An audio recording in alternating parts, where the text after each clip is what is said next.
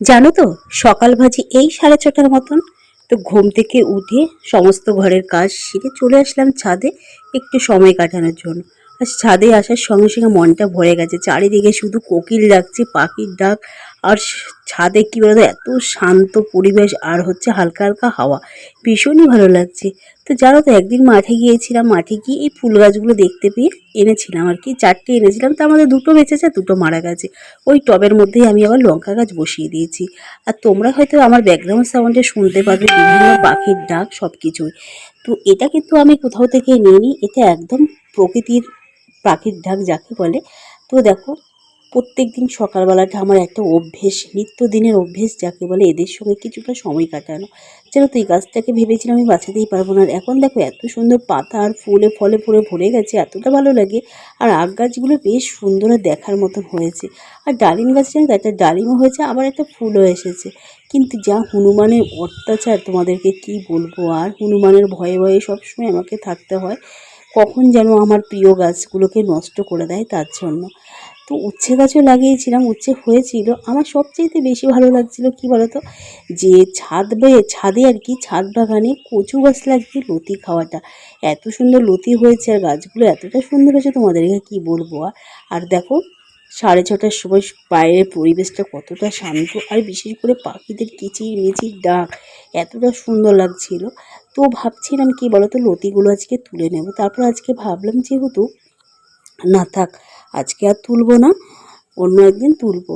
তো তোমাদের দাদাভাই তো স্কুলে যাবে মাম্মাকে নিয়ে, তখন যদি আবার কিছু নিয়ে আসে তখন লতিগুলো আবার নষ্ট হবে, শুকিয়ে যাবে তার জন্য। তো ছাদ থেকে নেমে মাম্মাকে খাবার খাইয়ে টিফিন বানিয়ে দেখো স্কুলে যাওয়ার জন্য একদম রেডি করে দিয়েছি। তো ওরা এখন 2 বোন চলে যাবে, মাম্মা আর মাম্মার বোনও দুজনে চলে যাবে এখন স্কুলের বাবার সঙ্গে, বাবা নামিয়ে দিয়ে আসবে। তারপরে এসে আর কি আমরা খাবার দাবার খাবো একসঙ্গে। তো মেয়েকে নামিয়ে দিয়ে আসি, যেহেতু মেয়ের 8টার সময় স্কুল, তোমাদের দাদাভাই বলছে আগে নামিয়ে দিয়ে আসি, তারপরে সকালে টিফিনটা একসঙ্গেই খাবো। বাড়িতে থাকলে কী বলতো, চেষ্টা করি একসঙ্গেই খাওয়ার, সবসময় তো আর বাড়িতে থাকে না। তো মাম্মাকে দেখো চলে গেল স্কুলে।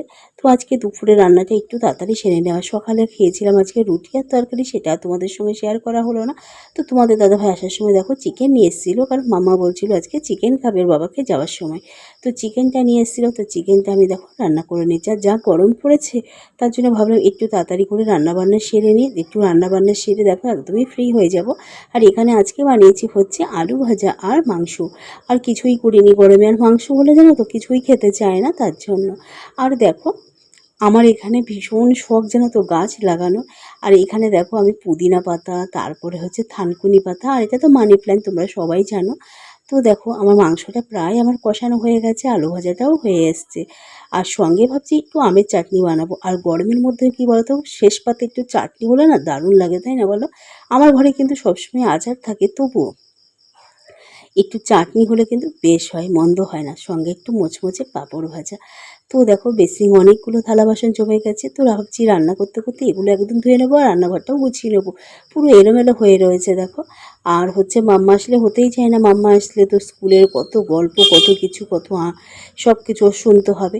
তো মাংসতে দেখো আমি ঝোল দিয়ে দিয়েছি, এটা হতে হতে আমি বাসনগুলো কিন্তু আমি পুরোটাই আমি ধুয়ে নেব। আর দেখো ঝোলটাও আমার দেওয়া হয়ে গেছে। তো ঝোলটা দেওয়া আমার করে কমপ্লিট, তো টকবক করে ফুটছে।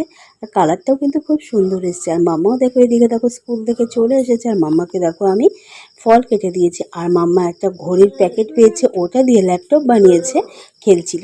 তো আজকের ব্লগটা এই পর্যন্ত, আজকের গল্প এই পর্যন্তই থাক, আবার গল্প হবে অন্য দিন। তো কেমন লাগলো অবশ্যই কমেন্ট করে জানাতে কিন্তু একদমই ভুলো না।